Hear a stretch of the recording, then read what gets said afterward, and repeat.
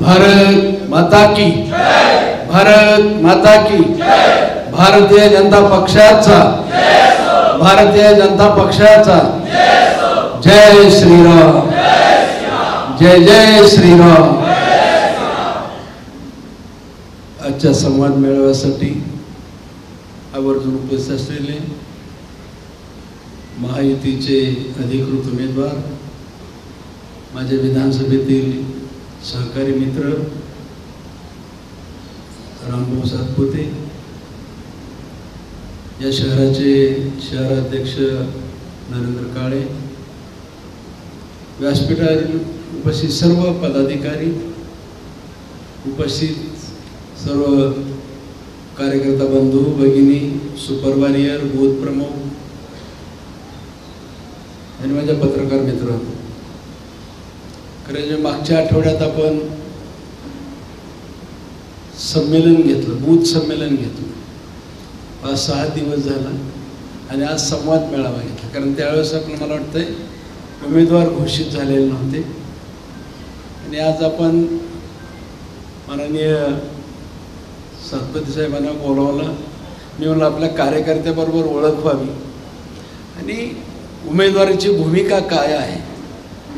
तुम्ही यूट्यूबवर ऐकत असाल, वेगवेगळ्या ठिकाणी भाषणातून ऐकत असाल, पण थेट आपल्यातून संवाद व्हावा आणि माननीय रामभाऊ सातपुते यांची भूमिकासुद्धा कळावी। एक भारतीय जनता पक्षाचा सामान्य परिवारातला एक उमेदवार ज्यावेळेस पुढं जात असतो, कुठल्याही माणसाला, म्हणजे एखाद्या गरीब परिवारातला माणूस पुढं जात असताना अनेकांच्या मनामध्ये, अनेकांच्या पोटात दुखाची शक्यता असते आणि दुखू लागत असतं। कारण त्यांना वाटतं की आम्ही सोन्याचा चमचा घेऊन जन्माला आलो आणि कालचं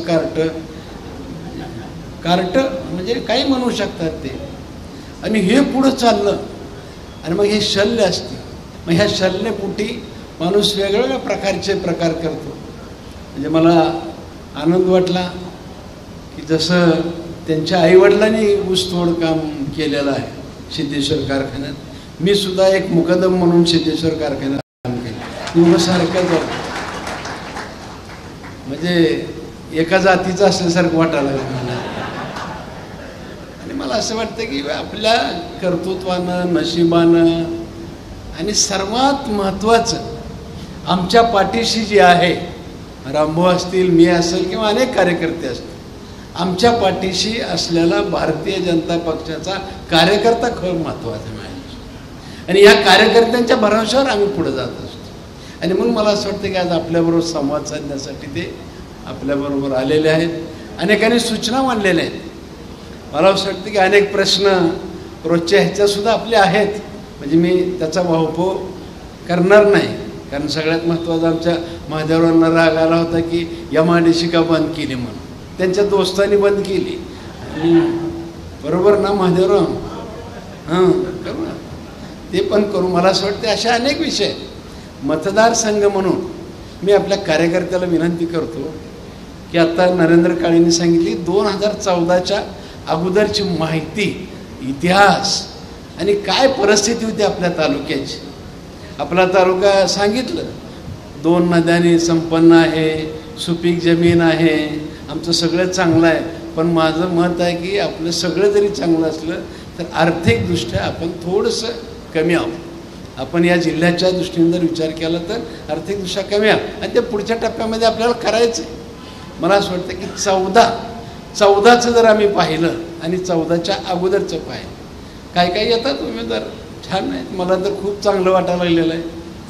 म्हणजे कोण यायला लागलेलं आहे, नवीन येत आहेत, रोज डिजिटल दिसत आहेत, भावी आमदाराचे डिजिटल दिसत आहेत, छान वाटतं। म्हणजे किती लोकांची सेवा करायची तळमळ आहे लोकांच्या मनात। हां, आणि डिजिटल लागलं की आमदार झालं म्हणून समजायचं, असं एक अंदाज लागले पाहिजे। मला असं वाटतं की जागृत आहोत। माझे सर्व कार्यकर्त्याला विनंती आहे या निमित्तानं, आपण अशा पक्षाचे कार्यकर्ते आहोत जो पक्ष जगाच्या पाठीवर सगळ्यात मोठा आहे। जगाच्या पाठीवर आपला पक्ष भारतीय जनता, आणि त्या पक्षाचे आपण कार्यकर्ते आहोत। सुदैवानं आपल्याला नेतृत्व जे मिळालेलं आहे 2014 नरेंद्रभाई मोदींचं पेटून उठलेलं नेतृत्व मिळालं आपल्याला. म्हणजे या देशासाठी, या समाजासाठी आणि शेवटच्या माणसाला प्रवाहात आणण्यासाठी पेटून उठलेलं नेतृत्व मिळालं. रात्रंदिवस एकच ध्यास आहे, शेवटचा माणूस प्रवाहात आला पाहिजे, हे राष्ट्र वैभवशाली झालं पाहिजे, एकच स्वप्न. आर्थिक व्यवस्था सातत्यानं सांगतायत मोदी साहेब, 2014च्या अगोदर आपली भारताची अर्थव्यवस्था 10व्या क्रमांकाच्या खाली होती. 2014च्या नंतर आत्ता 5व्या क्रमांकावर आहे. आणि मोदी साहेबांनी गॅरंटी दिली आहे, 3ऱ्या वेळेस या भारताची अर्थव्यवस्था 3ऱ्या क्रमांकाला आणणार, 3ऱ्या वेळेस. आणि म्हणून आपली जबाबदारी आहे की माननीय मोदी साहेबांना 3ऱ्या वेळेस आपल्याला पंतप्रधान करायचं. त्यांना पंतप्रधान करायचं आहे म्हणजे आम्हाला आमच्या तालुक्यातला, आपल्या लोकसभा क्षेत्रातला खासदार निवडून द्यायचा आहे. आपल्या जिल्ह्यातला खासदार निवडून देत असताना आपल्या तालुक्यातला सर्वाधिक कसा मताधिक्य होईल ह्याचीसुद्धा आपण काळजी घेतली पाहिजे. आणि इथं बऱ्यापैकी सुपर वॉरियर आहेत, बूथ प्रमुख आहेत. या सर्व बूथ प्रमुखांनीसुद्धा माननीय मोदी साहेबांनी, आपल्याला आठवतं का नाही माहीत नाही, भोपाळमधून आपल्या सगळ्या बूथ प्रमुखांची चर्चा केली. त्यावेळेस त्यांनी एकच म्हटलं होतं, मेरा बूथ सबसे मजबूत म्हटलं होतं. म्हणजे आम्हाला आमच्या देशाची अर्थव्यवस्था 3ऱ्या क्रमांकावर जर न्यायची असेल तर मेरा बूथ सबसे मजबूत केला तर मला असं वाटतं की ती अर्थव्यवस्था करणारा जो माणूस आहे, जो नरेंद्र मोदी आहे, म्हणजे खरोखरच म्हणजे आपलं भाग्य आहे की अशा नेतृत्वाचं आपण काम करतोय. आणि हे नेतृत्व आपल्या भारताला मिळालेलं आहे. आणि मग मला असं वाटतं की आपलीसुद्धा काम आता 35-37 दिवस राहिले असतील बहुतेक. माझी सर्व नागरिकांची विनंती आहे, जसं आत्ता मागच्या आठवड्यात संमेलन घेतलं, आलात, आजही लगेच म्हणजे 5-7 दिवस झाले नाहीत तोपर्यंत आजही बोलवला, आजही आपण आलेला. मला असं वाटतं की आत्ता रात्र वैराची असती, एक तास, एक दिवस आपल्या दृष्टीनं महत्त्वाचा आहे. आणि म्हणून माझ्या सर्व कार्यकर्त्याला मी विनंती आहे, आता फार बाहेर जाऊ नका. म्हणजे त्या गावाला काय चाललं हे बघू नका, शेजारच्या घरात काय चाललंय बघू नका, आपल्या बूथवरती काय चाललंय हे बघा. आपल्या बूथवरती कोण या लागलेला आहे बघा, करडी नजर ठेवावं असं माझं मत आहे. मी काल एका गावाला गेलो होतो, माझ्यासमोर काही कार्यकर्ते आले, सांगितलं आपल्या बूथवरती प्रणिती शिंदे येऊन गेले. मला असं वाटतं की हे सुद्धा आपल्याकडं काय मोहिनी टाकतील सांगता येत नसतं. कारण ह्यांच्याकडे एकच तेवढी जादू, आता डॉक्टर हवीनाळे सांगितलं काय दिल्यावर काय होत असतं इथे. आणि म्हणून मला असं वाटतं क्षणिक आनंद आहे, तो क्षणिक आनंद आहे. तुम्हाला आल्याला घरी आनंद वाटतो, परंतु वाट आपल्या घराची लागते, वाट आपल्या तालुक्याची लागते. एक काळ पाहिलेला आहे आपण, एक काळ पाहिला आहे आपणही आपल्या तालुक्याने मुख्यमंत्री दिलेला आहे. तो काळ आठवा आपल्याला. त्या काळामध्ये आपल्याला झालेला विकास बघा आणि आता ह्या 10 वर्षातला विकास बघा. आणि म्हणून मला असं वाटतं की ह्याच्यावरती आपली करडी नजर ठेवा.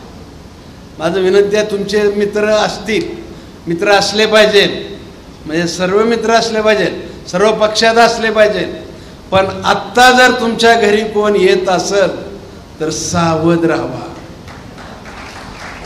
आत्ताची मैत्री खरी नाही.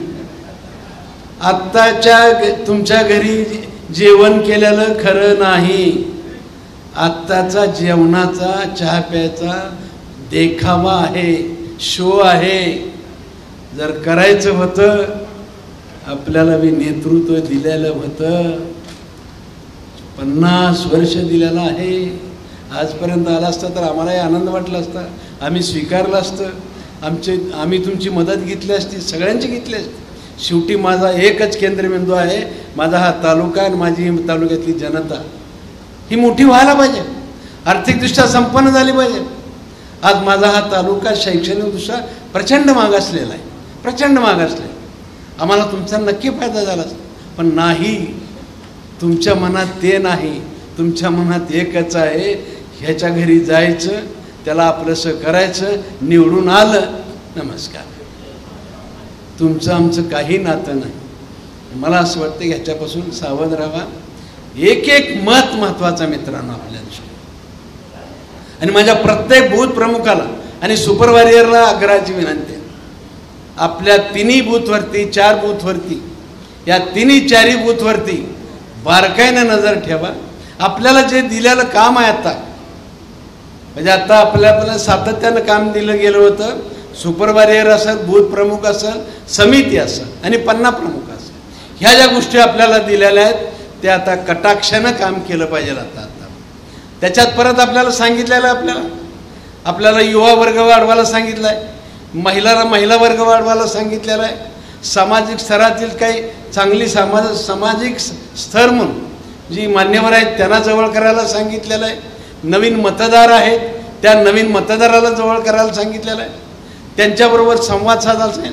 गावातील त्या बूथवरती काही प्रतिष्ठित व्यक्ती आहेत, या प्रतिष्ठित व्यक्तीला सुद्धा संपर्क साधला पाहिजे. आणि माननीय मोदी साहेबांचं काम हे सांगितलं.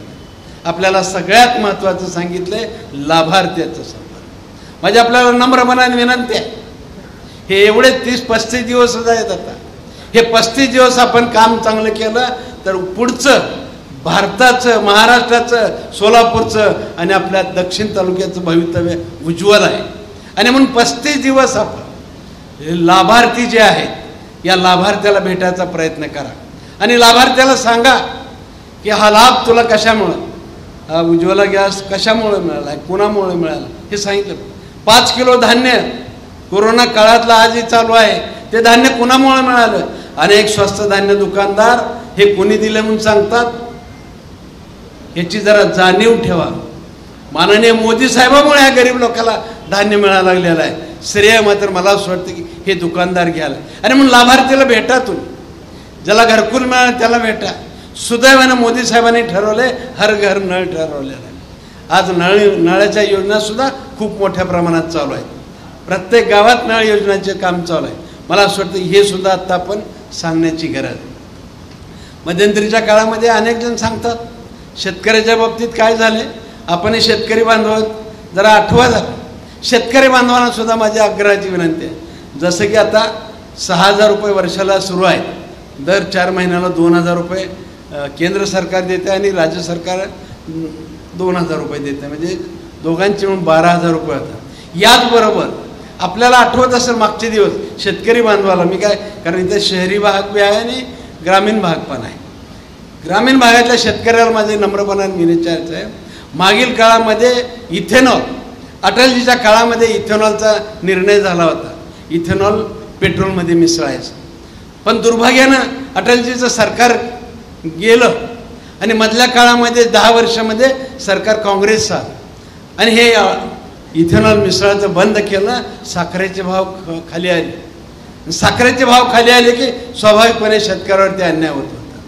आणि परत जेव्हा 14ला सरकार आलं त्यावेळेस पेट्रोलमध्ये इथेनॉल मिसळायचा निर्णय घेतला. त्याच्यामुळे ऊसाचे दर स्थिर राहिले, त्याच्यामुळे साखर कारखाने नीट चालले आणि त्याच्यामुळे आपल्याला भाव नीट मिळाला. आजपर्यंतच्या इतिहासात साखरेची किंमत हे कधीच ठरवलेलं नव्हतं, पण म्हणजे भारत सरकारने यावेळेस ठरवलं साखरेची कमीत कमी किंमत 3100 रुपये ठरवलेले आहेत. त्याच्या खाली विकता येत नाही. नाहीतर साखरेचं उत्पादन झालं की साखरेचे दर ढासळलेले असायचे आणि मग साखरेचे दर कोसळले की ऊसाच्या दरावरती परिणाम त्याचा व्हायचा. या बारीक बारीक गोष्टी शेतकऱ्यांच्यासाठी सुद्धा केलेल्या आहेत. आज आपण नदीकाठच्या लोकांना माझी विनंती आहे, भविष्यामध्ये आता सातत्यानं चालू आहे की सौर ऊर्जाचे पंप जे आहेत, माझी विनंती आहे आपल्याला सौर ऊर्जाचे पंप घ्या. आपल्याला गरज नाही कोणाच्या लाईट मागाय. हळूहळू आपण ह्या गोष्टी केल्या पाहिजे आणि त्या दृष्टीने आपली पावलं सुद्धा पुढे गेली पाहिजे. मला असं वाटतं ह्या छोट्या छोट्या गोष्टी शेतकऱ्यांच्या दृष्टीने, घरकुलाच्या सुद्धा, जे पूर्वी घरकुलं मिळायची ती घरकुलं कशी मिळत होती आणि किती मिळत होती, कुणाला मिळत होती. ज्याच्याकडे मोठा बंगला आहे त्याला घरकुलं मिळायची आणि जो गरजू आहे त्याला घरकुल. आता ऑनलाईनमुळे मला हे दलाल संपलेलं आहे. संजय गांधी निराधारची योजना हे गरीब लोकांना द्यायचं म्हटलं तर दलाल लोक 100-200 रुपये घेतल्याशिवाय आम्हाला संजय गांधी निराधार योजनेचे पैसे देत नाही. शेतकऱ्याला कमिशन म्हणजे शेतकऱ्याचं नुकसान झालं, म्हणजे गारपीट झाली असेल, दुष्काळ पडला असेल, शेतकऱ्यांचे पंचनामे करायचे असतील तर कुणीतरी आपल्याला पैसे घेतल्याशिवाय हे दलाल लोक आपल्याला निधी देत म्हणजे अनुदान देत नव्हते. आता सगळं ऑनलाईन केल्याने हे कल्याण झालं शेतकऱ्यांचं, लाभार्थ्याला थेट लाभ मिळायला लागला. पण जे दलाल लोक होते, दलाली कमी झाली. ज्याला लाभ मिळतो तो वरडत नाही, म्हणजे तो फार गोंधळ करत नाही, तो सुखी आहे, समाधानी आहे. पण जो ज्याची दलाली जे बुडाली आहे ना, ते तरफडा लागलेत. आता ते तरफडा लागलेत आणि मोदींच्या विरोधात एक आलाय. माझा दावा आहे, त्याला विचारा काय मोदींनी कमी केलंय म्हणून. एकच सांगतात, संविधान संपवणार आहे, संविधान संपवणार आहे. मला असं वाटतं यातलं 90% लोकांना संविधान काय हे माहिती नसेल. ज्या गोष्टी माहिती नाहीत त्याच्यावर चर्चा करायची. आणि 10 वर्षात संपवायचं होतं तर 10 वर्षात संपवलं होतं. मुस्लिमांना सांगायचं की जर ते मध्ये आले तर तुम्हाला पाकिस्तानमध्ये हाकलून देतील, तुम्हाला उभं कापतील म्हणून सांगायचं. काही पण सांगायचं. किती मुस्लिम लोकांवर अन्याय झालाय 10 वर्षामध्ये. किती आतंकवाद्यांनी येऊन आपल्याकडे गोंधळ घातलाय. पूर्वी कसं असायचं, कुणी बी या, घुसा, हल्ले करा, मजा करा, लुटा, भारताला असुरक्षित ठेवा, ही पूर्वी व्हायचं. पण ते आता होईना आता. आणि ह्या सगळ्या गोष्टी ज्या आहेत, दलाल लोक जे आहेत, ह्या दलालाची तडफड चालू आहे. आणि मग कोणते विकासावर चर्चा नाही, विकासावर कोण बोलायला तयार नाही. कारण ह्यांना विकास नकोच आहे. ह्यांना एकच पाहिजे आहे, देश असुरक्षित ठेवायचा आहे. देश असुरक्षित ठेवून आपली पोळी भाजायची. आणि म्हणून माझे कार्यकर्त्याला विनंती आहे, मला माझं घर सुरक्षित ठेवायचं आहे, माझं गाव सुरक्षित ठेवायचं आहे, माझं शहर सुरक्षित ठेवायचं आहे, माझा जिल्हा सुरक्षित ठेवायचा आहे. तर आपल्याला भविष्य काळामध्ये चिंतन करा. तुम्ही भारतीय जनता पक्षाचे कार्यकर्ते, जर भाजपचं सरकार 14 नंतर आलं नसतं तर काय हाल झाले असते आपले. जायला रस्ते नीट नसते. आज रस्त्याचं जाळं झाल्यामुळं शेतीचं दुधाचं उत्पादन सुद्धा खूप मोठ्या प्रमाणात झालं आपल्यात. आज जवळपास 1,00,000 सव्वा लाख लिटर दूध आपल्या तालुक्यात झालेलं आहे, जे की कधी 8-10 हजार लिटरच्या वर दूध नव्हतं 14च्या अगोदर. ह्या छोट्या छोट्या गोष्टीचा वाढ झाल्या. विकासावर तर मी खूप बोलू शकतो, म्हणजे एवढी झालेली कामं आहेत. आज आपण MIDC रद्द झाली, 200 दिवस उपोषण झालं, 200 दिवस उपोषण झालं. आणि मधल्या काळामध्ये आपलं सरकार नसताना त्यांनी रद्द केलं. हरकत नाही, माझा प्रस्ताव परत एकदा आहे. आणि मी तुम्हाला नक्की सांगतो, या तालुक्यात MIDC करणारच आहे आणि करायचीच आहे आपल्याला. शेवटी या तालुक्यातल्या लोकांना रोजगार द्यायचा आहे आपल्याला. आणि मग ते बंद केलं तर मी दुसरं डोकं चालवलं, पर्यटनावर डोकं चालवण्याचा प्रयत्न केला. पर्यटनाचा सुरुवात केली कुडाल संगमावर. कुडाल संगमला जवळपास 175 कोटीचा प्रस्ताव आपण राज्य सरकारकडे पाठवलेला आहे. जिल्हा नियोजनाने त्यांना मान्यता दिलेली आहे, राज्य सरकारकडे गेलेलं आहे. आता हाय पॉवर कमिटी, आता ही मंत्रिमंडळ वगैरे वगैरे थोडंसं उशीर लागला, तिथून आपण सुरुवात करायला लागलो. आज आमचं कुडालचं जर देवस्थान चांगलं झालं तर तिथं तीर्थक्षेत्र जर चाललं तर मला असं वाटतं पुढच्या काळामध्ये तिथं रोजगार निर्मिती होणार. त्याचबरोबर पुढं नांदणीला आलो, तिथं पर्यटन स्थळ कळालं. आपल्या होडगीला सुद्धा आता सकाळी बघितलं बऱ्यापैकी बांधकाम पुढं चाललेलं आहे. होडगीला एक टप्पा फक्त झालेला आहे. आता आपण इथं सिद्धेश्वर वनमेळामध्ये 9.5 कोटी रुपयाचा आपले सुधीरभाऊ मुनगंटीवारांनी मान्यता दिलेली आहे. सिद्धेश्वर वनमेळामध्ये करमणुकी साधन म्हणून 8-9 आपल्या संभाजी महाराज तलावामध्ये एक बाबा गाडी करण्याचा प्रयत्न करायला. म्हणजे होडगी रोड ते पलीकडचा विजापूर, ह्या दोन्हीच्या मध्ये एक बाबा गाडी करणार. कुठून तर काय ना आपल्यात रोजगार वाढला पाहिजे, ह्याच्यासाठी आटोकाट आपण प्रयत्न करायला. म्हणजे ह्या तालुक्यात रोजगार वाढला पाहिजे. शेती आणि शेतीपूरक व्यवसाय मोठ्या प्रमाणात कसे वाढतील ह्याच्यासाठी सुद्धा पुढील काळामध्ये आपल्याला प्रयत्न करावा. हे प्रयत्न करत असताना आपल्याला पाहिजे तेवढा निधी जर पाहिजे आणि आम्हाला आमच्या तालुक्याचा विकास करायचा असेल तर 35 दिवस आता तुम्ही थोडंसं घरावरचं लक्ष कमी करावं असं माझी हात जोडून विनंती आहे. तुम्ही थोडंसं लक्ष कमी करा. पुढचं भविष्य आपल्याला उज्ज्वल भविष्य या देशाचं, राज्याचं, आपल्या जिल्ह्याचं आणि आपल्या तालुक्याचं करायचं असं 35 दिवस तुम्ही आता दिले पाहिजे. रात्रंदिवस काम करून आपल्याला 51% जरी म्हणत मजबूत बूथ म्हणलेला आहे. मला असं वाटतं की कमीत कमी 51% आहे. म्हणजे जास्ती किती करावं ह्याच्यात बंधन नाही बरं का. 100% केलं तर सोन्याहून पिवळं आहे. म्हणून 51% जर म्हणत असतील तर आपल्याला जास्तीत जास्त करायचं आहे. आणि हे कराल अशी मी आपल्याकडून आशा बाळगू का नको? नक्की. 35 दिवस मी कुठं जरी विचारलं तर तुम्ही सांगितलं पाहिजे, आज ह्या बूथवरती फिरायला लागलेलो आहे, मी अमुक ह्याच्या घरी गेलेलो आहे, अमुक ते मी कालच तात्याला फोन केला काय करायला, कारण बूथ क्रमांक 1 आहे त्यांच्याकडे. तिथून काल सुरुवात केली. मी तात्याला पहिला फोन केला, तात्या तुम्ही सुपरवायझर आहात, तुम्ही 3 बूथ आहेत, मागच्या वेळेस आपल्याला थोडा त्रास झाला आहे, आता ह्यावेळेस आदरणीय तिकडे गेलेले आहेत वगैरे वगैरे सांगितलं. असं काय हरकत नाही, आपल्याला काय अडचण नाही तशी. मला असं वाटतं की मी कुणाला जरी फोन केला तरी मला असं वाटतं की तुम्ही आता सांगितलं पाहिजे की मी बूथवरती फिरालोय, अमुक ह्याच्या घरी आल्यावर आहे.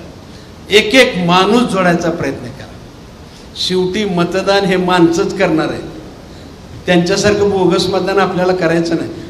2014ला आठवतं का रामकाका गावात मला येऊ दिलं नाही, तुमच्या गावात, त्यांच्या गावात आता आपल्याकडे आले त्यावेळेस 14ला मतदानाला कमीत कमी 1000 पोलीस फोर्स असेल तिरे गावात. त्यांच्या बाहेरचं मतदानच करू देत नव्हते ते, फक्त बाहेर लाईन असायची, मतदान मात्र त्यांना माहिती कोण करतो, मी सांगत नाही, त्यांना माहिती. म्हणजे एवढी दहशत, म्हणजे काळेसाहेबांनी आता नरेंद्र सांगितलं, दहशत, खूप मोठी दहशत होती. अहो साधक विरोधकाला भेटलं तरी सुद्धा मराठीतल्या शिव्या तुम्हाला पाठ आहेत, काय बोलतात त्यांनी. हां, आणि 5 वर्षात फिरकत नव्हते कधी, आपल्यालाही माहिती आहे सगळ्या गोष्टी. मला असं वाटतं एक आपलं त्यांचं काय उन्नत नका काढू. एकच आपल्याला करायचं आहे, प्रत्येक कुटुंब हा भारतीय जनता पक्षाला जोडायला. आपलं पूर्वी काय ठरलं होतं, आपल्याला काँग्रेस मुक्त नाही, आपल्याला काय करायचं ठरलंय,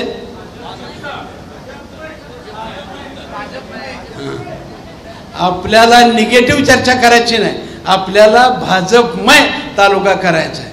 आणि म्हणून प्रत्येकाच्या घरी गेलं पाहिजे. माझी या निमित्ताने विनंती आहे, प्रत्येक बूथवरती जर तुम्हाला 19-20 कार्यकर्ता वाटला तर त्याला सुद्धा पक्षात घ्यावं, तुमच्या संमतीनंच घ्या. मी असं म्हणत नाही की तुमची संमती नसेल तर घेऊ नका, पण संमती असेल तर त्याला सुद्धा सन्मानाने घ्या. उद्या 6 तारखेला आपल्याला पक्षाचा स्थापना दिवस आहे. माझी या निमित्तानं सगळ्या कार्यकर्त्याला विनंती आहे, प्रत्येक बूथवरती आपला स्थापना दिवस साजरा झाला पाहिजे. करणार ना? प्रत्येक बूथवरती, आणि प्रत्येक बूथवरती प्रत्येकाच्या घरावरती आपला झेंडा फडकायला पाहिजे आणि भाजपमयच केलं पाहिजे आपण वातावरण. आणि माझी विनंती आहे, त्या दिवशी आपल्या स्थापनाच्या दिवशी आपण किती कार्यकर्ते प्रत्येकजण प्रवेश करतील, एवढे कार्यकर्ते प्रवेश करा, सर्व भाजपमय आपलं झालं पाहिजे. आणि मी परत एकदा जाता सांगतो, या काळात तुमची दोस्ती ठेवू नका. तुम्ही यांच्याकडे या, तुमच्याकडे या. मला आठवते बरं का, मी ज्यावेळेस 2000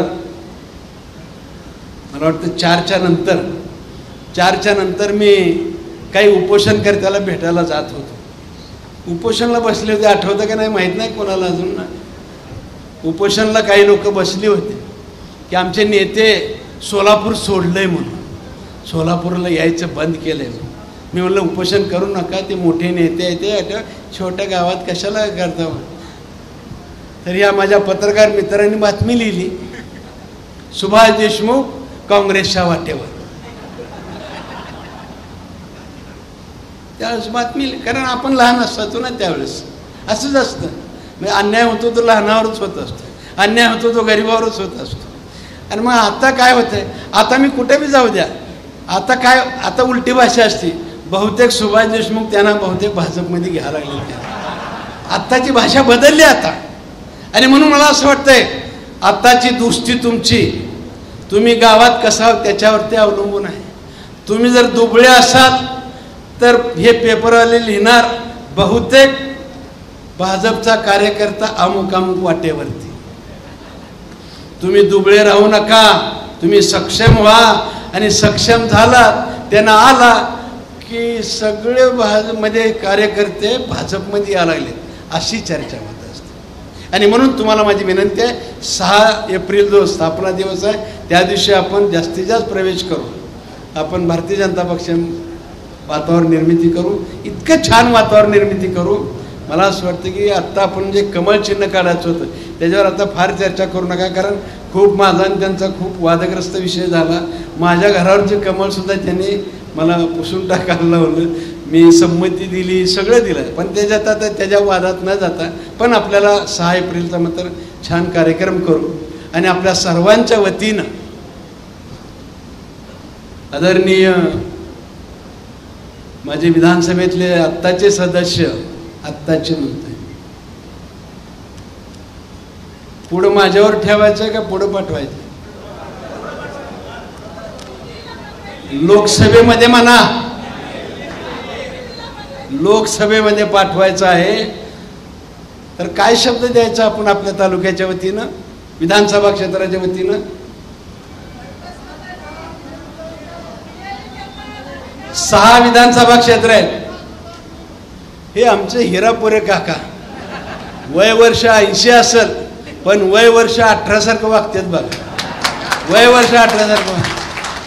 माझ्या दृष्टीनं हिरापुरे काका माझ्याकडे भेटायला आलेत आणि एक निवेदन नाही असं कधीच कुठलाच दिवस जात नाही. आणि येताना प्रत्येक वेळेस किमान 10-15 लोकांची नावं, हो का, ह्या लोकांना भेटलो बरं का मी, त्यांचे फोन नंबर सहित आणतात ते माझ्या प्रत्येक वेळेस. आहे तुमचे जोडीदारच आहेत ते, तुमच्या दोघीचे जोडीदारच आहेत ते. त्याच्यामुळे तिथलं माझी चिंता तशी तेवढी राहिलेली नाही. तेवढी तुम्ही दोघी सक्षम आहे तिथं टिकेकरवाडीला, टिकेकरवाडीच्या अडचणी आहेत त्या आपण काढू. पण खरंच हिरापुरे आपला विषय चालला होता, आपण काय करायचं? 6 विधानसभा आहेत. 6 विधानसभेमध्ये आपण पुढं राहायचं का सगळ्यात जास्त पूर्ण भाजपमय करू? आणि आदरणीय ज्यांनी आपल्याकडं राम आणलाय, कुणी राम आणून दिला आपल्याला? मोदी साहेबांनी राम आणलाय. मग त्या रामाला आणणी जबाबदारी कुणाची आपली? ह्या रामाला आणायची जबाबदारी कुणाची आपली? आपल्या सर्वांची आहे. आणि सर्वात जास्त मताधिकाने या रामाला आणचाल अशी अपेक्षा व्यक्त करतो आणि धन्यवाद.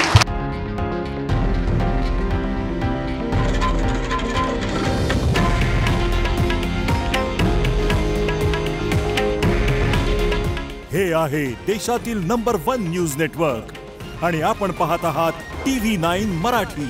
काळजी तुमची, हित महाराष्ट्राचं.